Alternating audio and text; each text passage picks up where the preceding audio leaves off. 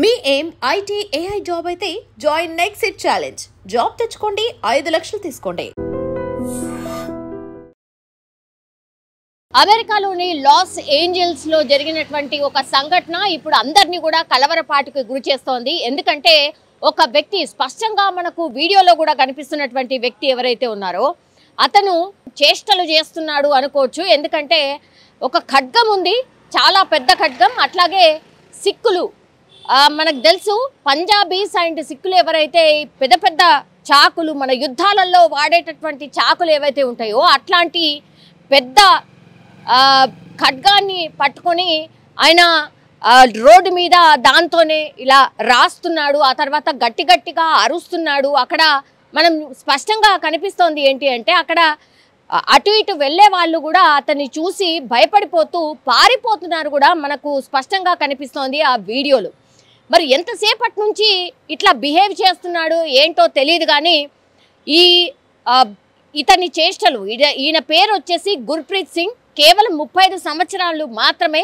మరి ఏమైందో ఏంటో తెలియదు. కానీ లాస్ ఏంజల్స్లో ఒక స్ట్రీట్లో ఇట్లా అందరినీ భయపెట్టేటటువంటి విధంగా ప్రవర్తించడంతో పోలీసులకు ఇన్ఫర్మేషన్ ఇచ్చారు. దెన్ పోలీసులు వెంటనే ఎంటర్ అయిపోయిన పరిస్థితి.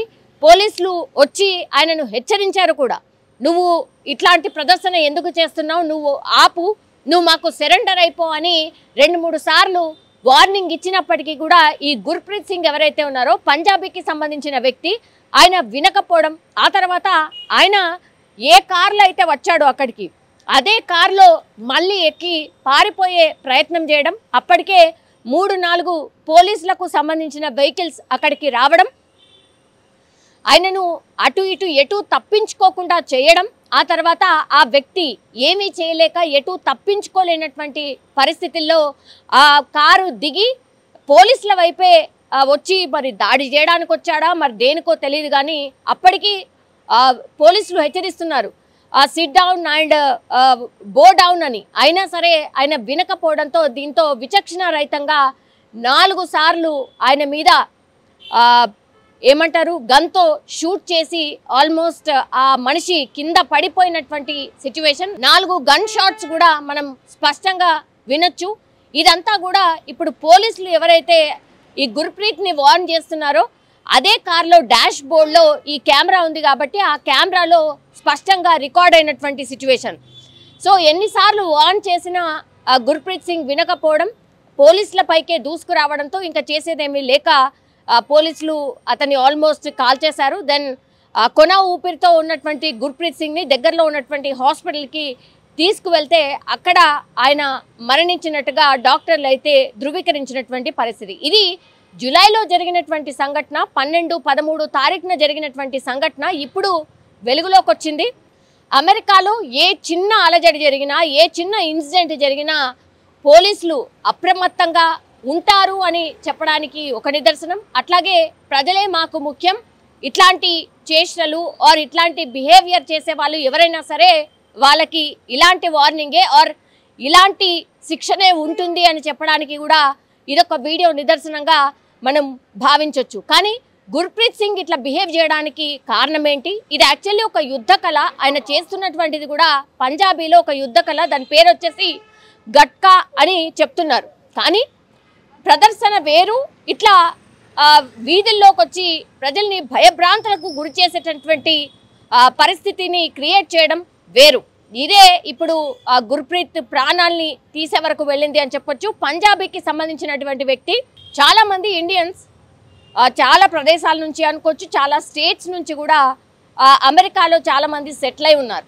కానీ గుర్ప్రీత్ సింగ్ మరి మానసిక పరిస్థితి బాగాలేదా, లేకపోతే ఏదైనా మాదక ద్రవ్యాలు తీసుకున్న తర్వాత ఇలాంటి సిచ్యువేషన్లో ఉన్నాడా, లేకపోతే ఎవరి మీద కోపమైనా ఉందా తెలియాల్సి ఉంది. పోలీసులు అయితే విచారణ చేస్తున్నారు. ఎందుకంటే దీన్ని ఈజీగా కూడా తీసుకోవడానికి లేదు. అట్లా ఖడ్గాన్ని ఆయన రోడ్డు మీదకి వచ్చి ప్రదర్శించడం, ప్రజల్ని భయభ్రాంతులకు గురి చేయడం ఏంటి అనేసి కూడా ఈ విచారణలో వాళ్ళ ఫ్యామిలీ మెంబర్స్ని అందరినీ కూడా పిలిచి విచారణ చేసినటువంటి సందర్భం అయితే కనిపిస్తోంది. ఒక్కసారిగా అమెరికాలో దట్టు లాస్ ఏంజల్స్ స్ట్రీట్లో ఒక వ్యక్తి ఏకంగా ప్రజల మధ్యకే వచ్చి ఈ యుద్ధ కళలో ఉన్నటువంటి గట్కా అనే దాంట్లో ఒక ఖడ్గాన్ని రోడ్డు మీద ప్రదర్శిస్తూ ప్రజల్ని భయభ్రాంతులకు గురి చేయడం, ఆ తర్వాత ఆయనని విచక్షణ రహితంగా పోలీసులు కాల్ చేయడంతో నెటిజన్లు చాలా మంది స్పందిస్తున్నారు. కొంతమంది ఏమో మరి ఇట్లా ప్రజల్ని భయభ్రాంతులకు గురి చేయడం కరెక్టా అని, కొంతమంది ఏమవుతుంది, ఆయన ఎవరి మీద దాడి చేయలేదు కదా, వీళ్ళు పట్టుకోవచ్చు కదా, బంధించవచ్చు కదా, కాల్ చేయడం ఏంటి అని మరికొంతమంది నెటిజన్స్ అయితే కామెంట్ చేస్తున్న సిచ్యువేషన్. మీకు ఈ ఇన్సిడెంట్కి సంబంధించి మీకేమనిపించింది మీరు కూడా కామెంట్ రూపంలో తెలియజేయాల్సిందిగా కోరుతున్నాం. నిజంగా ప్రస్తుతం ఉన్నటువంటి సమాజం దేనికి ప్రయారిటీ ఇస్తుంది? ఆర్థిక సంబంధాల చుట్టూ మాత్రమే తిరుగుతుంది. మళ్ళీ ఎన్నికలంగానే చాలా విరక్తి కలుగుతుంది. మంచి అనిపిస్తుంది కదా, లేడీస్ కూడా ఛాలెంజింగ్ జాబ్స్ చేసినప్పుడు చాలా బాగుంటది. ట్రాఫిక్ అసిస్టెంట్స్ గా నియమించిన ట్రాన్స్జెండర్స్ అందరితో సాల్యూట్ చేయించుకుంటున్నారు. ఫుడ్ డెలివరీ ఇవ్వటానికి వెళ్ళినటువంటి డెలివరీ బాయ్ అనిల్ పై కళ్ళ ముందు